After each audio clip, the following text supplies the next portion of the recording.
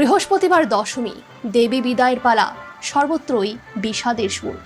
দুর্গাবাড়িতে মা বোন গৃহিণীরা বিদায় বেলায় সিঁদুর দিয়ে দুর্গাকে যাত্রা করলেন, একই সাথে সর্বমঙ্গল কামনা।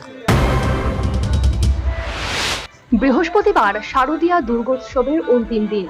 মহাসপ্তমী, মহাষ্টমী, নবমীর আনন্দে ভেসে ওঠা রাজ্য জুড়ে আজ দশমীর সকালে মিলল দেবীর বিদায় বেলার বিষণ্ণ সুর। মহালয়ার ভোর থেকে শুরু হওয়া মায়ের আগমনের আনন্দ আজ যেন চোখের জলে ভাসল। প্রতিটি প্যান্ডেলে, মণ্ডপে, ঘরে ঘরে আজ দেবী বিদায়ের বিষয়ে দুর্গা চলে যাচ্ছেন কৈলাসে। সেই স্মৃতিমাখা মুহূর্তে ভক্তদের চোখে অশ্রু জমল। রাজধানী আগরতলার দুর্গাবাড়ি সহ রাজ্যের বিভিন্ন পূজা মণ্ডপে আজ ছিল সাধারণের, বিশেষ করে মা বোন গৃহিণীদের ভিড় উপচে পড়া। দুর্গাবাড়িতে দেবী দুর্গার দশমী পূজা অনুষ্ঠিত, একই সাথে